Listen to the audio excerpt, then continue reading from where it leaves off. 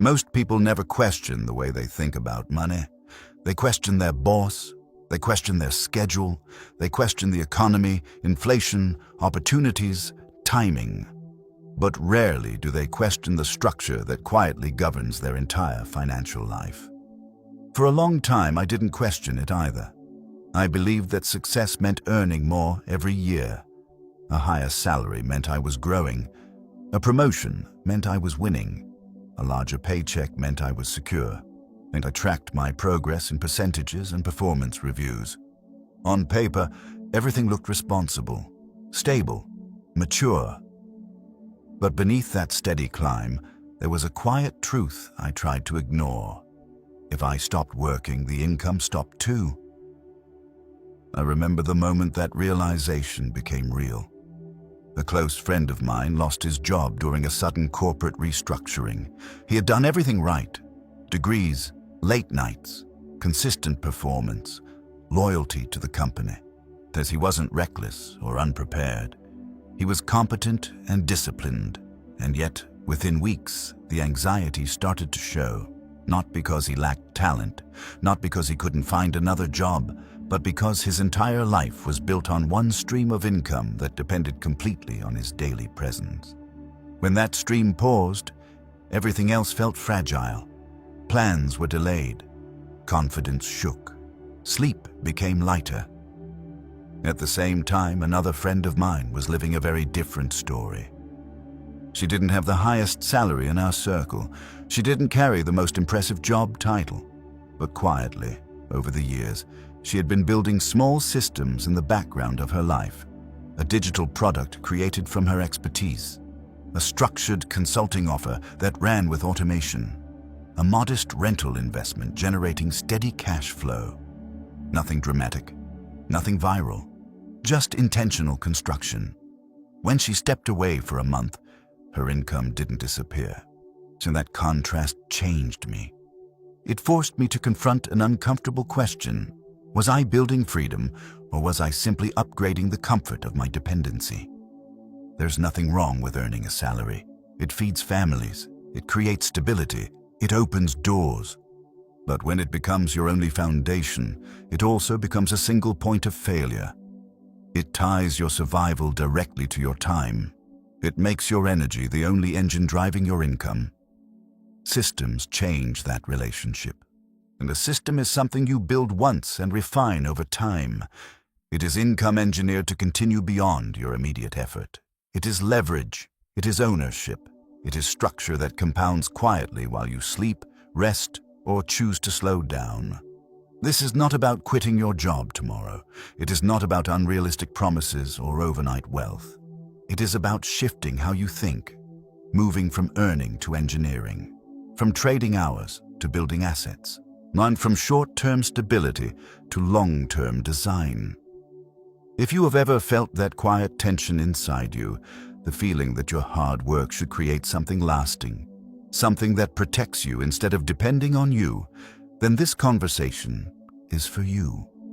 And if you know someone right now who feels stuck in the paycheck cycle, someone who works hard but needs a new perspective to improve their life, share this video with them. It might be exactly what they need to begin building a more secure and intentional future. Chapter 1. The Invisible Ceiling of Salary. Thinking. There is a ceiling most people never see. It is not written into your contract. It is not announced during performance reviews. It does not appear in your bank account balance. But it exists. It is the invisible ceiling created by salary thinking. Salary thinking is not just about earning money. It is a mental framework. It trains you to focus on compensation instead of control, on negotiation instead of creation, and on short-term upgrades instead of long-term design. And because it feels normal, it feels safe. Let me tell you a small story. A former colleague of mine, Daniel, was one of the most competent people in our department. Highly analytical, efficient, reliable. Every year, he negotiated raises successfully. He knew his market value and made sure he was paid accordingly. By most standards, he was doing everything right. One afternoon during lunch, We were discussing career growth. Daniel said something that stuck with me. As long as I keep increasing my salary, I'm good. That's the game. At the time, I nodded, but years later, I realized that sentence revealed everything. He believed the game was about increasing income within a structure someone else controlled, and that belief shaped every decision he made. He optimized for performance reviews. He optimized for visibility within management. He optimized for titles that justified higher pay. What he never optimized for was ownership. One year, our company launched a new internal system to improve workflow efficiency. Most employees treated it as just another software update. Daniel learned it thoroughly because it helped him perform better. Another coworker, Maya, approached it differently. Instead of just learning how to use the system, she studied how it worked. She noticed inefficiencies in how teams implemented it. She documented solutions, and she built simplified guides for other departments. Eventually, she proposed a company-wide training framework based on her documentation. Her initiative turned into a consulting opportunity beyond our company. Same environment, same tool, completely different thinking. Daniel used the system to improve his salary trajectory. Maya used the system to create leverage. This is the invisible ceiling of salary thinking, and it trains you to ask, how do I perform better? Instead of, how do I build something reusable? The first question improves your value within a job.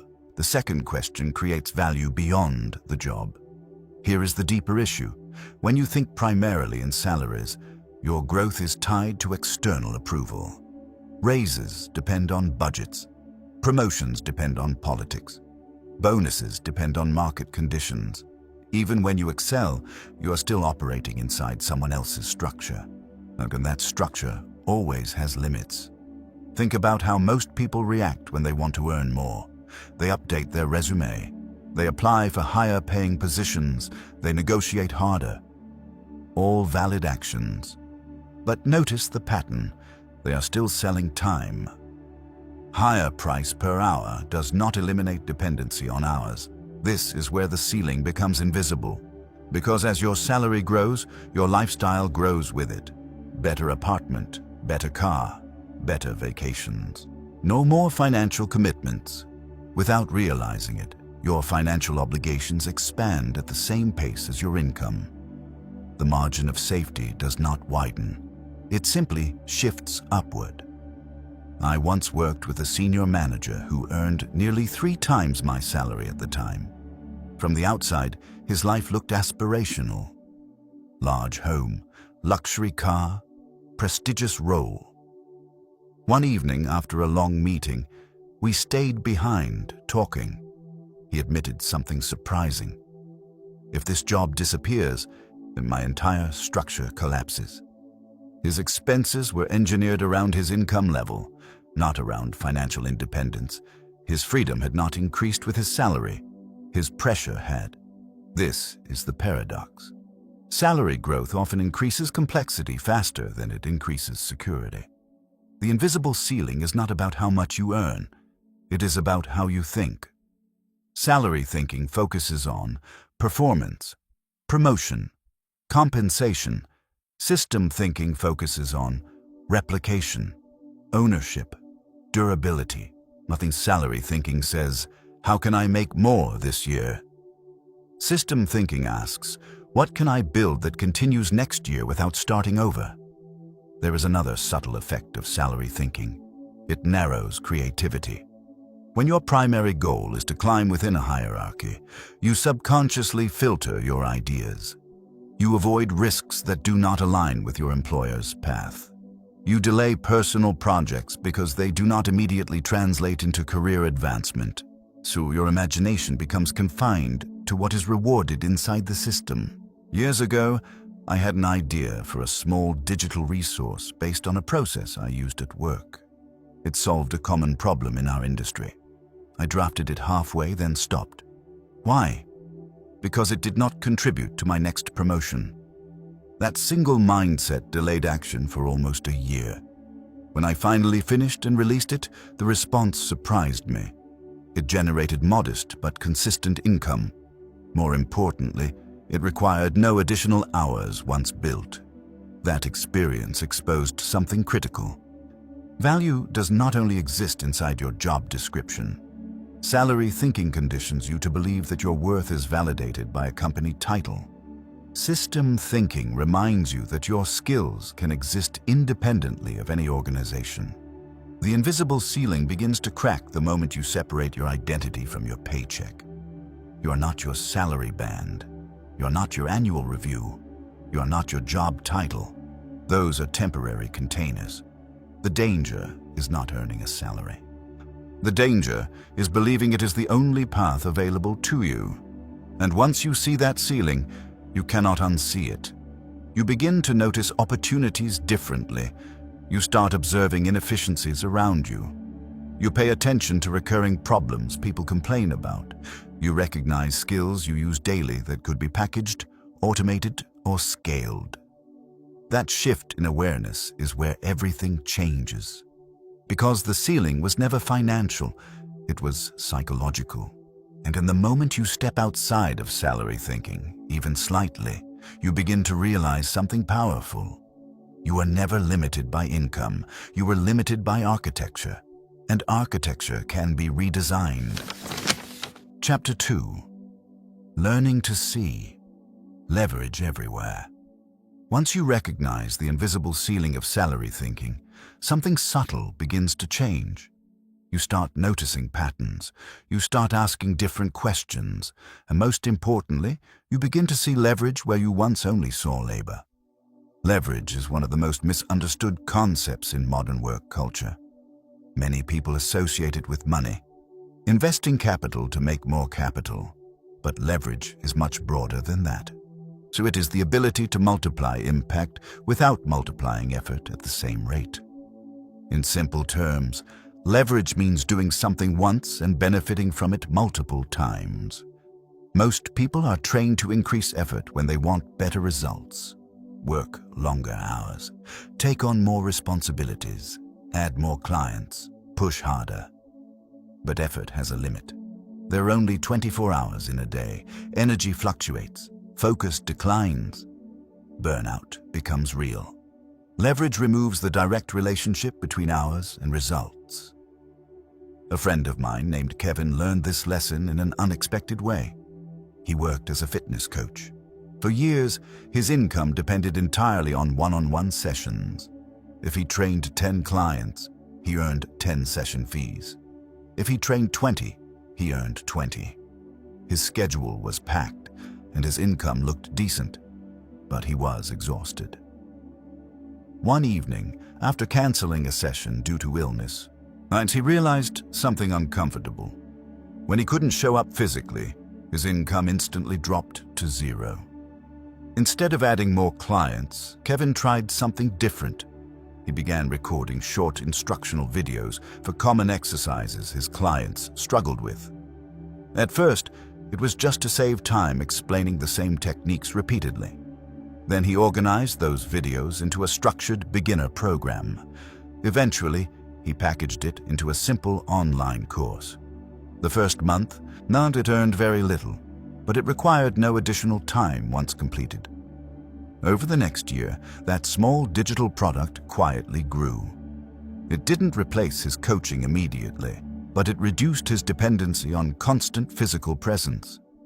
Kevin did not become successful because he worked harder. He became more stable because he created leverage. The shift from labor to leverage often begins with a simple observation. What am I repeating? Repetition is a clue. As if you're answering the same questions, solving the same problems, or performing the same tasks again and again, there is an opportunity to build something reusable. Most professionals ignore this because repetition feels normal. It is part of the job. But repetition is also a signal.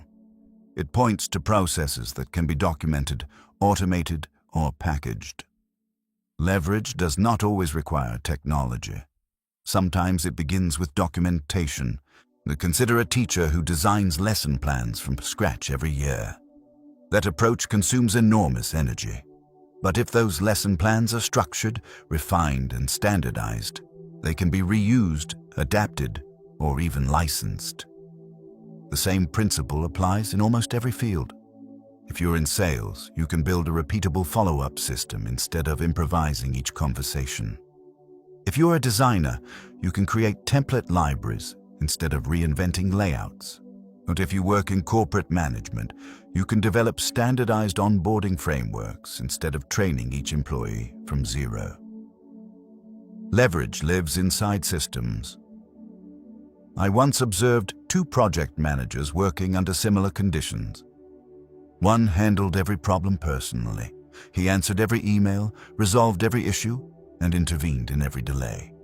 He was seen as indispensable, but he was also constantly overwhelmed. The other project manager did something different. Instead of reacting to every problem, she analyzed why those problems occurred repeatedly. She built checklists. She clarified communication flows. She created shared dashboards that updated automatically. Within months, the volume of emergencies decreased significantly. Her workload did not shrink because she worked harder. It shrank because she designed better. The interesting part: senior leadership began noticing her strategic thinking. She wasn't just solving issues. She was preventing them. Leverage changes how others perceive your value. When your contribution multiplies results beyond your personal output, your role evolves. You're no longer simply a worker. You become an architect. There is another layer to this. Leverage compounds. The first system you build may feel small. It may not generate significant income immediately. It may not attract much attention, but each system builds skill. As each process you design improves your ability to think structurally, each asset you create reduces dependency slightly. Over time, small reductions in dependency accumulate into meaningful flexibility. Many people avoid building leverage because the rewards are delayed. Salary increases are visible and immediate. Leverage grows quietly. But quiet growth is often more durable. Imagine planting a tree. In the first months, nothing dramatic happens. There is no shade, no fruit, just soil and patience. But once the roots deepen, growth accelerates. Eventually, the tree provides value without daily effort. Leverage works the same way. It requires upfront effort with delayed return. That is why most people never build it. They are conditioned to seek immediate compensation for effort. But leverage demands that you separate effort from immediate reward. It asks you to trust structure. If you look carefully at highly independent individuals, you will notice a pattern. They build things that outlast their daily energy. They design frameworks that reduce friction.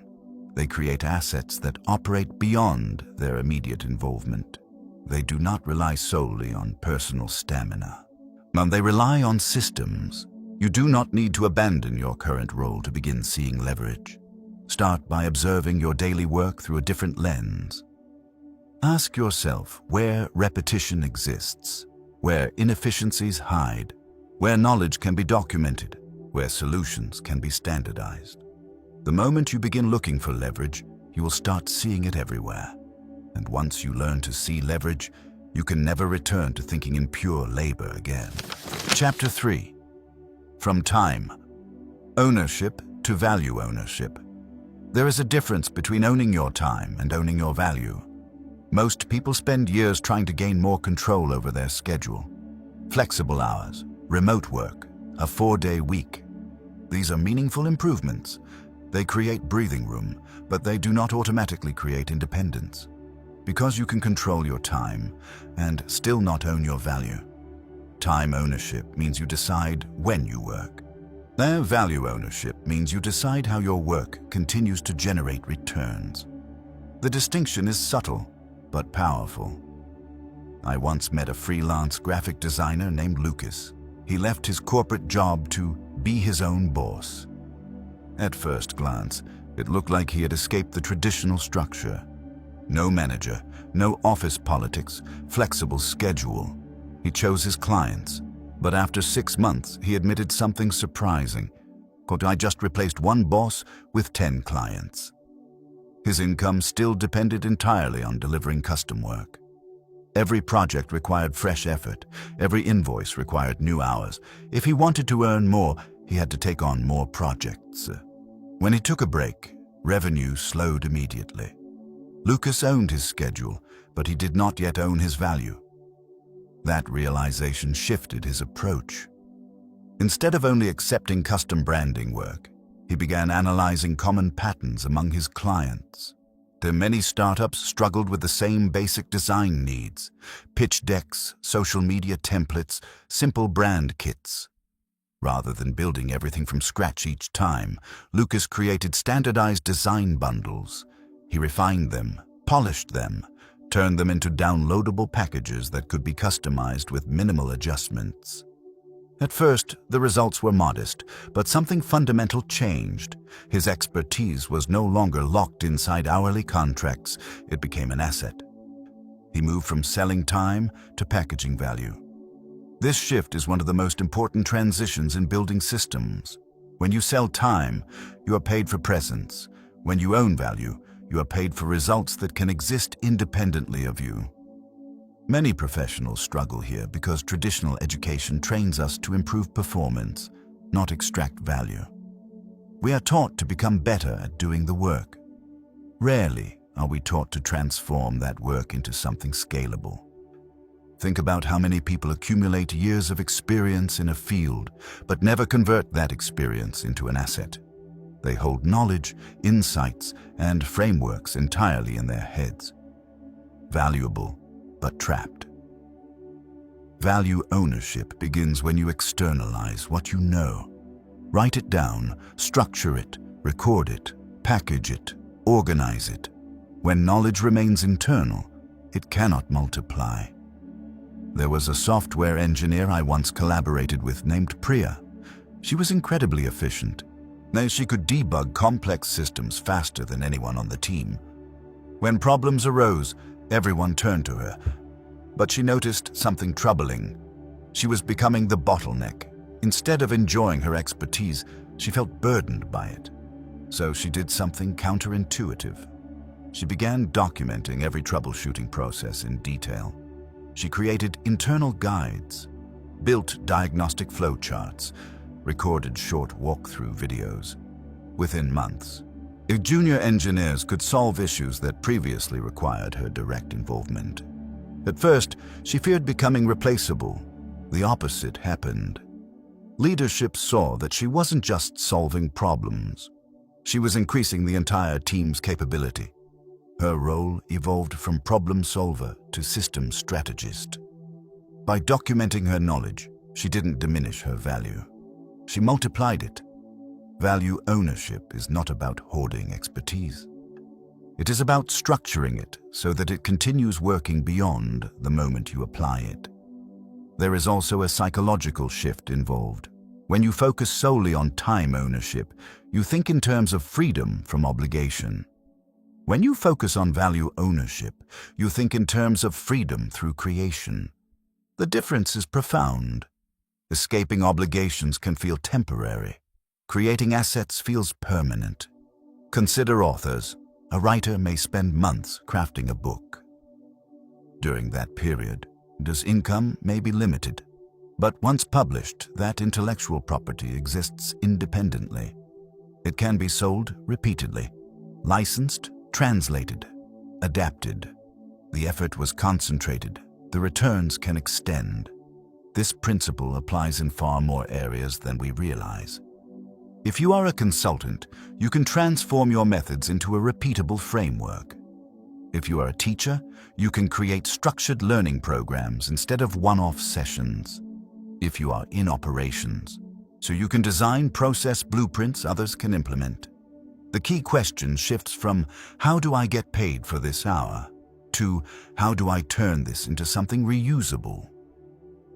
There is a quiet power in that question, because once you begin building reusable value, your relationship with work changes.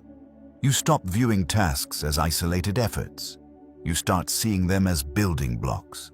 Each project becomes an opportunity to refine a system. Each solution becomes a potential template. Each insight becomes potential intellectual property. The goal is not to eliminate work. The goal is to ensure your work accumulates. Salary thinking often resets progress every month. You earn, you spend, you repeat. But value ownership builds layers. What you create today can still serve you next year, and over time, those layers compound. Lucas did not stop freelancing immediately, but as his design bundles grew in popularity, his dependency on custom projects decreased. Eventually, he became selective about clients. Not because he worked less, but because he had alternatives. Alternatives create power. When your value exists independently of your daily hours, you gain negotiating strength. You gain strategic flexibility. You gain emotional stability. You no longer feel that every decision must be optimized for immediate income. You begin to think long-term. Value ownership transforms your skills from temporary services into durable assets. And once you understand that your expertise can be structured, stored, and scaled, you stop seeing yourself as a worker for hire. You start seeing yourself as a builder of value. That shift changes everything. Chapter 4. The architecture of your first system ideas are exciting. Insight feels powerful. But freedom is not built on ideas alone. It is built on structure. At some point, you have to move from understanding the concept of systems to actually constructing one. And this is where many people hesitate. Not because they lack intelligence, not because they lack skill, but because building a system feels intimidating. It sounds complex, technical, risky. In reality, your first system does not need to be impressive. It needs to be functional. I once met a woman named Hannah who worked full-time in human resources. She wasn't trying to become an entrepreneur. She wasn't dreaming of quitting her job. She simply noticed something. Every week, friends and acquaintances asked her for resume advice.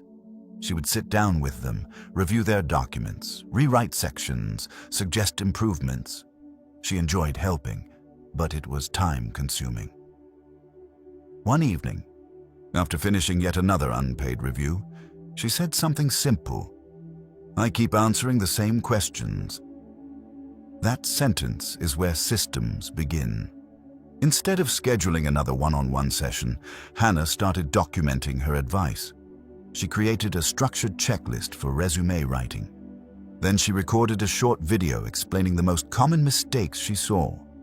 Then she built a basic template people could download. At first, it was just a personal resource she could send to friends. And then someone suggested she charge for it. Her first month, she made less than $200. Not life-changing. But something more important happened. She built infrastructure. She no longer needed to trade an hour of her time for every person she helped.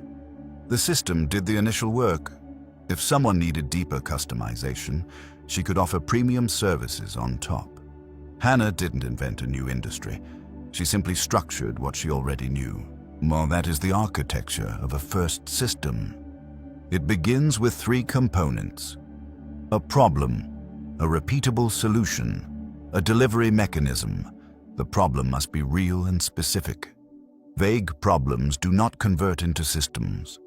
People want to be successful is too broad. Mid-level professionals struggle to write achievement-focused resumes is actionable. The solution must be structured. If you cannot explain your process clearly, you cannot build a system around it. Clarity is the foundation of scale. The delivery mechanism determines how the solution reaches others.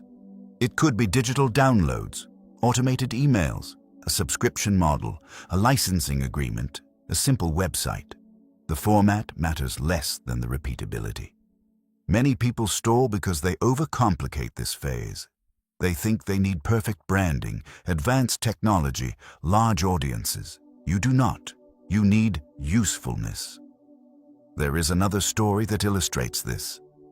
A software developer named Miguel worked in cybersecurity. And in his company, he was known for simplifying technical concepts for non-technical executives. Instead of overwhelming them with jargon, he used analogies and visual diagrams. After a conference presentation where his explanation received strong feedback, someone asked if he offered training. He didn't, but he could have. Miguel spent a few weekends organizing his presentation into a structured workshop. He built slides, worksheets, and case studies. But instead of offering custom consulting every time, he created a standardized training package. Companies could book the program as a complete solution. Over time, that workshop evolved into a licensed program delivered by other trainers. Miguel's breakthrough was not discovering new knowledge. It was packaging existing expertise into a transferable structure. That is architecture. Systems are not built from inspiration. They are built from organization. Think of it like constructing a building. That you do not start with decoration. You start with a blueprint.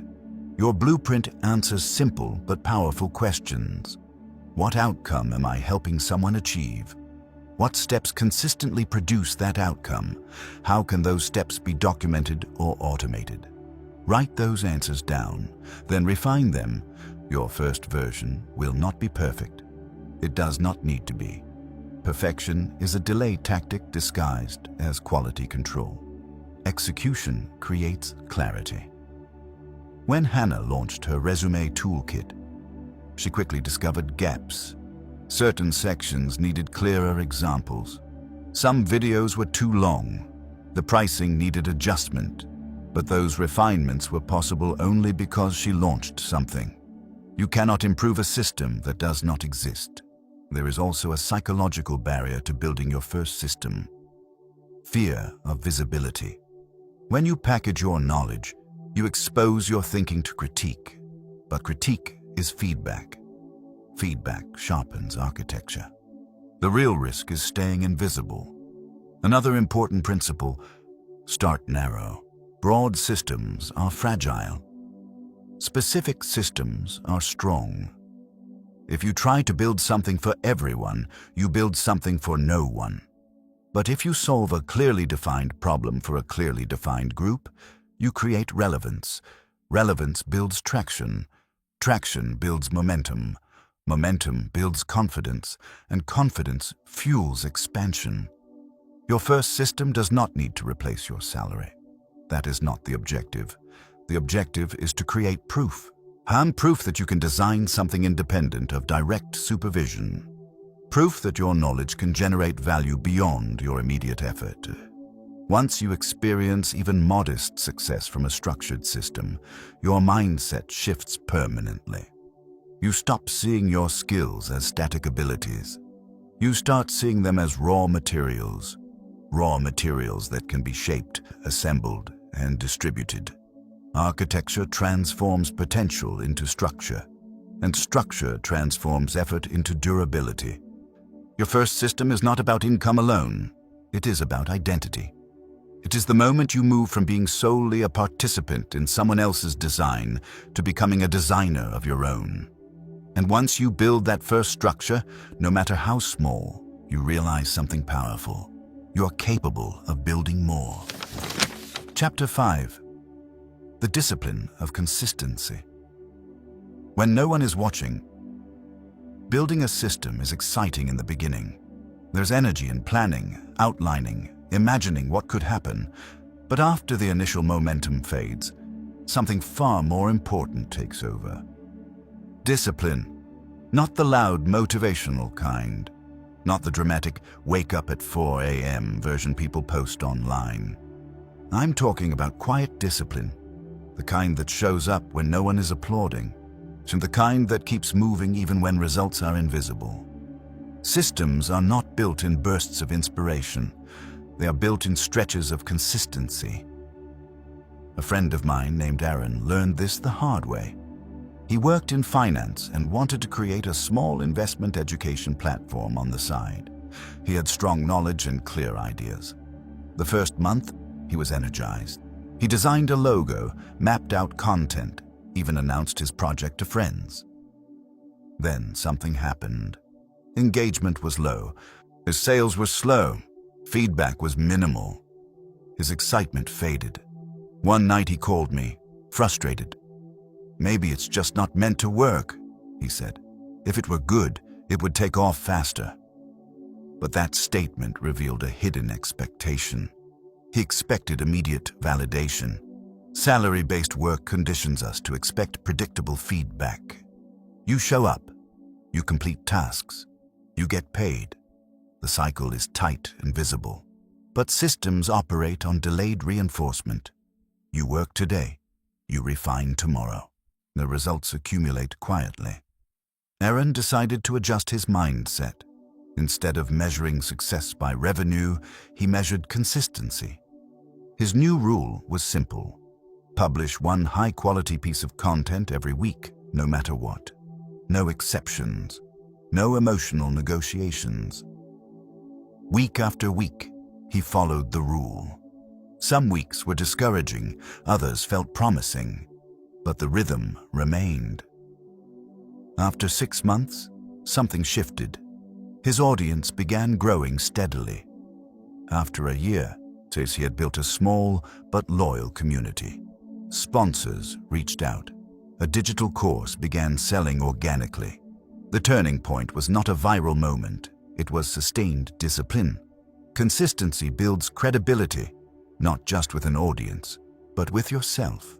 Every time you follow through on a commitment, you reinforce an identity. I am someone who builds. Without discipline, systems collapse under emotional pressure. There will be days when you doubt your idea. Days when you question your abilities.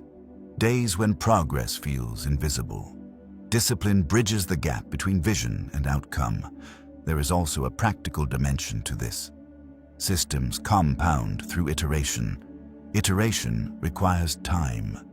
If you abandon your effort after 3 weeks, you never gather enough data to refine. You never learn what works and what doesn't.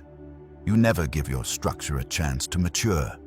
Imagine planting seeds and digging them up every week to check if they are growing. And you would destroy the process before it has a chance to take root. Consistency is patience in action. Another example comes from someone I met at a networking event. Her name was Claire, and she worked as a language tutor. She wanted to create an online membership platform for advanced learners. Her first attempt was messy. The website was basic. The content felt uneven, but she committed to improving one element each week. Week 1, better lesson structure. Week 2, clearer onboarding. As week 3, interactive exercises. Week 4, automated billing. None of these improvements were dramatic individually, but together, over 12 months, they transformed her small platform into a polished ecosystem. When people complimented her success, they assumed it was sudden. It wasn't. It was accumulated refinement. There is a mental trap that often appears during this phase. You begin comparing your early progress to someone else's established system. You see polished websites, names large audiences, automated workflows that look effortless. What you do not see are the years of invisible work behind them. Comparison kills consistency. The only relevant comparison is between who you were last month and who you are today. Have you improved your process? Have you clarified your message? Have you strengthened your structure? If yes, you are progressing. Discipline also requires boundaries. If you treat your system-building time casually, it will disappear under urgent but less important demands. Protecting time is an act of seriousness. Schedule it, respect it, defend it, even if it is only one focused hour per day. Over a year, that hour becomes more than 300 hours of directed effort. That is enough to build something meaningful. Another subtle benefit of consistency is emotional resilience. The more you show up regardless of mood, the less power mood has over you. You stop waiting to feel ready. You act, and feelings follow. Systems reward stability. They do not respond well to bursts of intensity followed by long gaps of inactivity. And here is the truth many people avoid. Most system builders fail not because their idea is flawed, but because their discipline wavers. Talent helps, strategy matters, but consistency sustains. Aaron's platform did not make him wealthy overnight, but it gave him something more important: confidence that he could build independently of his job. That confidence influenced every decision he made afterward. Claire's membership site did not explode in popularity, but it provided steady, predictable revenue that reduced her financial anxiety. These outcomes were not products of luck. They were the result of quiet, repeated action. Discipline transforms fragile ideas into durable systems. It turns uncertainty into structure. And most importantly, it proves to you that you are capable of long-term creation. When no one is watching, when no one is clapping, when results are still forming. That is where systems are truly built. Chapter 6. Designing income that survives your absence. There is a powerful question that determines whether you are truly building a system or simply creating a more complex job. What happens when you disappear for 30 days? Not a weekend. Not a short vacation where you still check emails. I mean truly unavailable. No meetings. No responses. No supervision. Does income continue? Or does everything pause? This question reveals the strength of your design. Many people believe they have built a system when, in reality, they have only optimized their involvement. They work efficiently. They automate small tasks. They delegate minor responsibilities, but the structure still depends on their oversight. A real system survives your absence. I learned this lesson from a restaurant owner named Victor. He had built a popular local cafe over 15 years. It was successful, profitable, well-known. He was proud of what he created. But there was one problem, and he was there every day. From opening to closing, Victor supervised operations personally. He knew every supplier, every recipe adjustment, every staff schedule.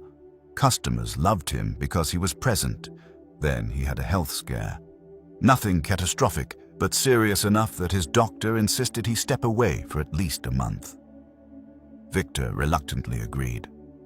Within 2 weeks, chaos began. Orders were mismanaged. Staff were unsure about certain decisions, and vendors called him directly for approvals. Revenue dipped. The cafe had customers. It had employees. It had brand recognition. But it did not have independence. After he returned, Victor made a decision. Instead of continuing as the central operator, he would redesign the business to function without him. He documented everything: supplier agreements, inventory systems, hiring processes, training manuals, decision-making guidelines. So he promoted a general manager and gave clear authority boundaries. It took nearly a year to implement these changes. The next time Victor traveled for 3 weeks, the cafe ran smoothly. Sales remained steady. That was the moment he truly owned a system. Designing income that survives your absence requires detachment. You must stop being the hero of every situation. You must resist the temptation to fix every problem personally. You must allow the structure to carry weight. This is difficult because involvement feels valuable. When people rely on you directly, you feel important, needed, central. But centralization is fragility. Durable systems distribute responsibility. There is another story that illustrates this principle on a smaller scale. A marketing consultant named Layla had built a solid client base. She specialized in helping small businesses develop branding strategies. Her calendar was always full, but she noticed something troubling. If she stopped prospecting for new clients, her pipeline slowed quickly. Each project ended, and she had to actively seek the next one. Her income depended on continuous personal outreach. Instead of simply working harder, Layla redesigned her approach. She created a structured referral system. After completing a project, she implemented an automated follow-up sequence requesting testimonials and introductions. She partnered with complementary service providers who regularly referred clients to her in exchange for reciprocal visibility. She also built educational webinars that attracted leads consistently. Within a year, new inquiries arrived without constant manual outreach. Layla was still involved in delivering high-quality strategy sessions, but the flow of opportunity no longer depended entirely on her daily hustle. The system carried momentum, not survival. During absence is not about eliminating work.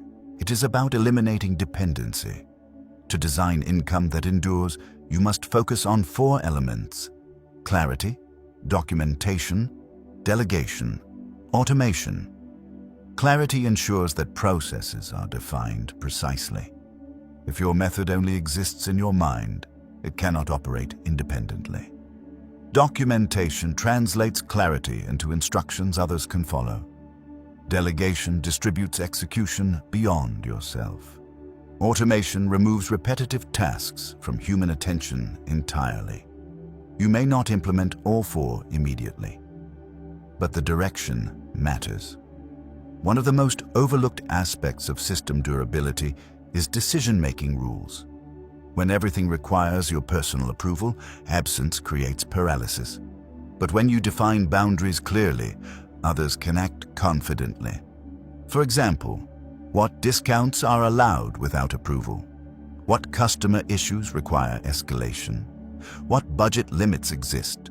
So these rules create autonomy within structure. In personal systems, the principle remains the same. If you build an online course, can students navigate it without contacting you daily? If you manage rental properties, do you have clear maintenance protocols and a property manager? If you run a consulting practice, do contracts and onboarding materials guide clients automatically through initial stages? Designing for absence requires humility. You must accept that others can operate parts of the system differently than you would. Perfection must give way to functionality. The goal is not flawless replication. The goal is resilience. There is also an emotional shift involved. When income depends solely on your presence, you feel pressure to always be available. You hesitate to rest. You worry about missing opportunities. You remain in constant alert mode. When income continues without immediate involvement, a subtle calm emerges. You make decisions from strength rather than urgency. Victor no longer feared taking time off. Layla no longer panicked during slow weeks. Their systems did not eliminate effort, but they reduced vulnerability.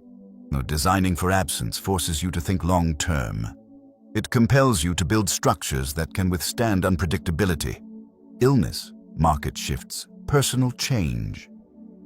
The ultimate test of a system is not how well it performs when you are fully engaged. It is how well it performs when you step back. Because true freedom is not measured by how hard you can work. It is measured by how well your architecture holds when you are not there to support it. Chapter 7. Playing the long game. When others chase. Speed. There is a quiet advantage available to anyone willing to think in decades instead of quarters. Most people underestimate what can happen in 5 focused years and overestimate what can happen in 5 impulsive months. Salary-based environments condition us to think in short cycles. Monthly paychecks, quarterly reviews, annual raises. The feedback loop is immediate. You work, you get paid. You perform, you get evaluated. Systems operate on a different clock. They reward patience, refinement, and strategic positioning. I once had a conversation with a man named Robert at a small business conference. He ran a niche manufacturing company that produced highly specialized components for industrial equipment. Nothing glamorous. No social media buzz. No viral campaigns.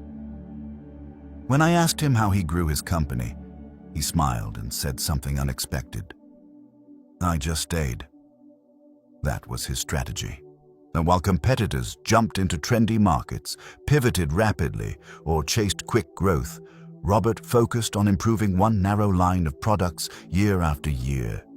He reinvested profits into better equipment, strengthened supplier relationships, built long-term contracts with clients. There were years when growth looked slow.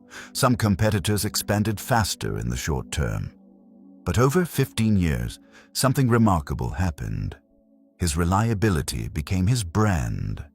When economic conditions shifted, clients chose him because he was stable, predictable, consistent.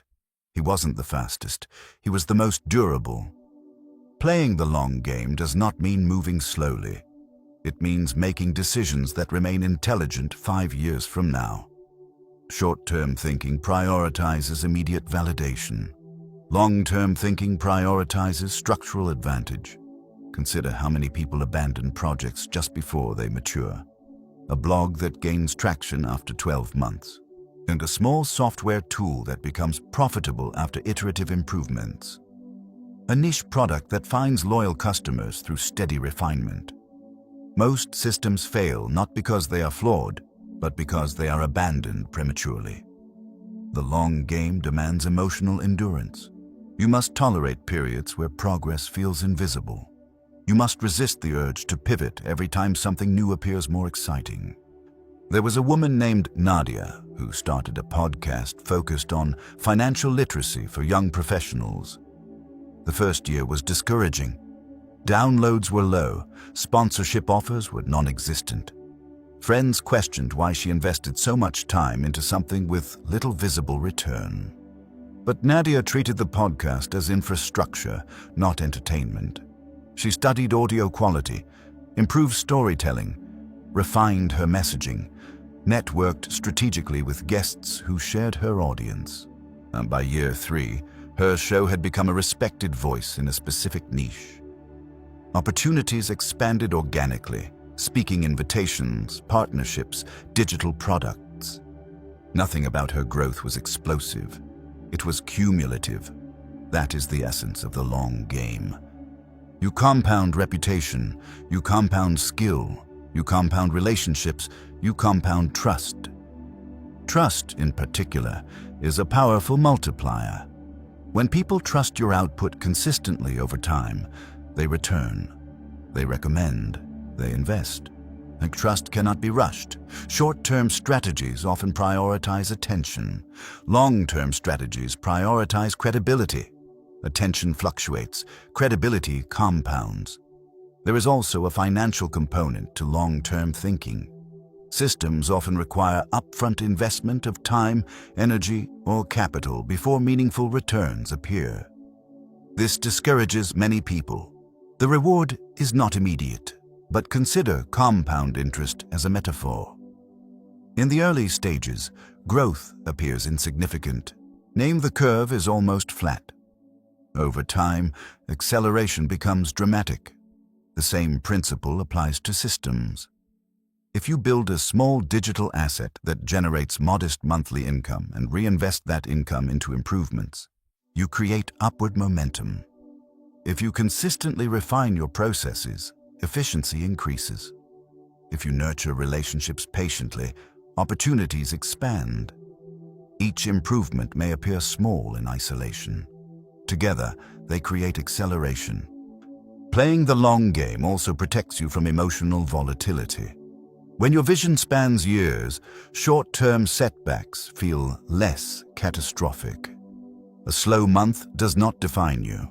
A temporary dip does not derail you. Robert once told me that during an economic downturn, several competitors slashed prices aggressively to maintain sales. He resisted.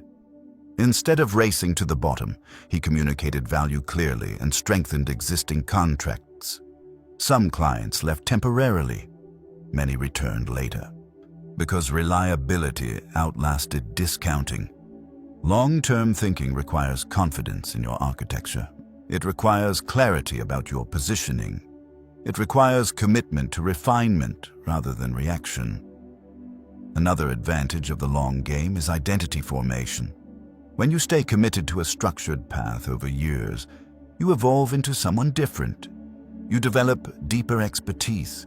You cultivate resilience. You become known for something specific. Identity builds leverage.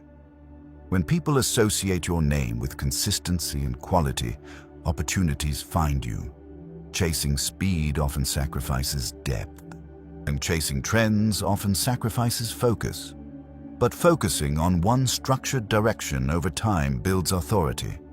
This does not mean ignoring change. It means integrating change strategically rather than impulsively. Nadia adapted her podcast format gradually as she learned more about her audience. Robert adopted new technology when it aligned with his long-term vision. They were not rigid. They were anchored. Anchoring provides stability. The long game is not glamorous, and it does not produce dramatic overnight transformations. It produces something more powerful, structural advantage. And structural advantage compounds quietly until one day it appears obvious to everyone else. When others chase speed, play depth. When others chase visibility, build credibility. When others abandon early, stay long enough for momentum to work in your favor. Because systems reward those who remain committed long after initial excitement fades. And in a world addicted to immediacy, patience becomes a competitive edge. Chapter 8. The identity shift that changes everything. At some point, building systems stops being about tactics. It becomes about identity. You can learn strategies, you can study automation tools, you can analyze business models. But if you still see yourself primarily as someone who earns by being directed, you will unconsciously return to familiar patterns. The final shift is internal. It is the moment you stop asking, "What should I do next?" and start asking, "What am I building?" That question reshapes how you move through the world. I once met a man named Oliver who worked as an operations manager in a mid-sized logistics company. He was competent and well-respected. For years, he focused on executing instructions from senior leadership. If there was a new initiative, he implemented it. If there was a problem, he solved it. He was efficient, but he wasn't building anything that belonged to him. One day, during a strategy meeting, a senior executive presented a 5-year roadmap for the company. As Oliver listened, something clicked. The company had a long-term vision. It had targets, milestones, structural goals. He realized something uncomfortable. He had never created a 5-year roadmap for himself. His career had direction, but not design. That realization triggered a personal shift. Instead of viewing his job as a sequence of tasks, he began treating it as a training ground. Every project became data. Every challenge became research. He studied patterns, identified recurring inefficiencies across the industry. Gradually, he started outlining an idea for a software tool that could streamline common logistics bottlenecks he had observed. He didn't rush. He didn't quit his job. He documented insights for months. Then he partnered with a developer friend and built a simple prototype. The tool wasn't revolutionary, but it addressed a specific frustration that many companies faced. And because Oliver had years of real-world exposure, his solution was grounded in reality, not theory. Within 2 years, that prototype evolved into a subscription-based platform used by several small logistics firms. The transformation did not happen because Oliver suddenly worked harder. It happened because he changed how he saw himself. He was no longer just an operations manager. He was an architect in training. Identity precedes action. If you see yourself as an employee waiting for instruction, you will optimize for compliance. If you see yourself as a builder, you will optimize for creation. This identity shift affects small decisions: how you spend free time, what you study, what problems you pay attention to, who you network with, what risks you consider acceptable. Builders think in terms of assets. They ask, can this knowledge be stored? Can this solution be reused? Can this relationship become long-term? Can this effort accumulate? They view experiences as raw materials. Salary thinking often compartmentalizes life. Work is work. Personal interests are hobbies. Conversations are casual. Builder thinking integrates everything. A casual conversation might reveal a market need. A hobby might become a niche product. A frustration might signal an opportunity. The world becomes full of inputs. Another example comes from someone unexpected, a high school teacher named Marcus, as he loved teaching history but felt financially constrained. Instead of leaving education immediately, he reframed his perspective. He stopped seeing himself solely as a teacher delivering lessons. He started seeing himself as a curriculum designer. He began developing comprehensive teaching units that combined storytelling, multimedia resources, and interactive activities. Other teachers noticed and asked for access. He refined the materials and created a subscription-based resource platform for educators. Marcus did not abandon his profession. He expanded his identity within it. The income from his platform eventually gave him flexibility, but more importantly, it gave him ownership over his expertise. When identity shifts, fear loses some power. Because you are no longer experimenting randomly, you are building intentionally. This does not eliminate uncertainty, but it provides direction.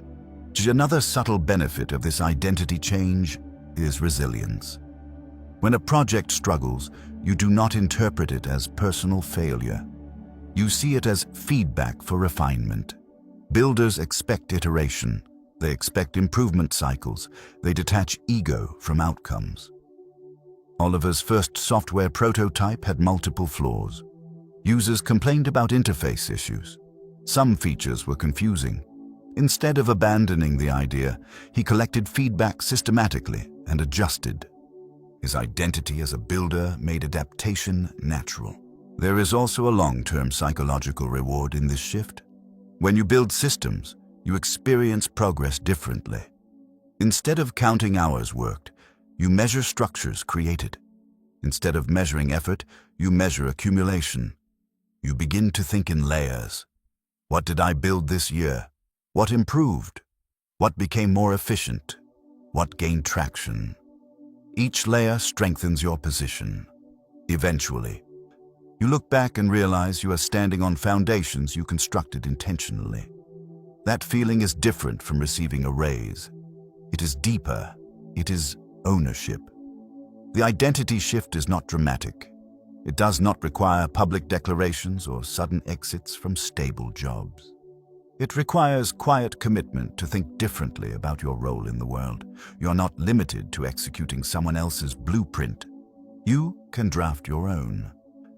And once you accept that you're capable of designing structures that outlast your immediate effort, your decisions begin to align with that truth. You invest differently. You learn differently. You plan differently. The final step in stopping salary thinking is recognizing that you are not just a participant in economic systems. You are capable of building them. That realization changes how you see opportunity. And once your identity aligns with creation instead of dependency, the question is no longer whether you can build something lasting. It becomes what you will build next. We've covered a lot in this journey together. From recognizing the invisible ceiling of salary thinking, to learning how to see leverage in everyday work, from shifting toward value ownership, to building your first real system, from developing quiet discipline, to designing income that survives your absence, from committing to the long game, to ultimately transforming your identity into that of a builder. Each chapter pointed to one central truth. Freedom is not earned in increments of salary. Now, it is engineered through systems. We did not talk about quitting your job recklessly. We did not promise overnight wealth. We did not rely on hype. Instead, we focused on structure.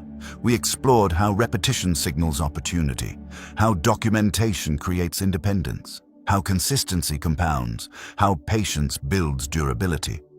And most importantly, how the shift from "what do I earn" to "What am I building?" changes the trajectory of your entire life. The goal was never to make you dissatisfied with honest work. The goal was to expand your perspective. A salary can be a starting point, it can provide stability, it can fund your first experiments, but it should not be the final architecture of your financial life. Systems create options, options create power, and power, real power, is the ability to choose how you spend your time without fear that everything collapses when you step away. Now the most important part begins. Application. Do not let this remain inspiration. Take one action. Identify one skill you already use daily. Choose one recurring problem you understand deeply. Outline one small solution you can package. Protect 1 hour this week to begin building. It does not need to be perfect. It does not need to be public immediately. It does not need to replace your income next month. It needs to exist. Momentum starts with structure. 3 months from now, you could still be thinking about building a system, or you could be refining one.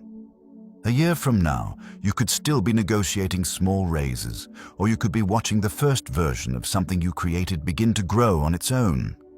5 years from now, your life could look almost identical to today, or it could be supported by layers of assets you built deliberately. The difference is not luck, it is architecture. Remember, systems are not built by extraordinary people. They are built by consistent people. By individuals who decide that their effort should accumulate. By individuals who understand that identity shapes action. You do not need permission to begin. You do not need perfect timing. You need a decision.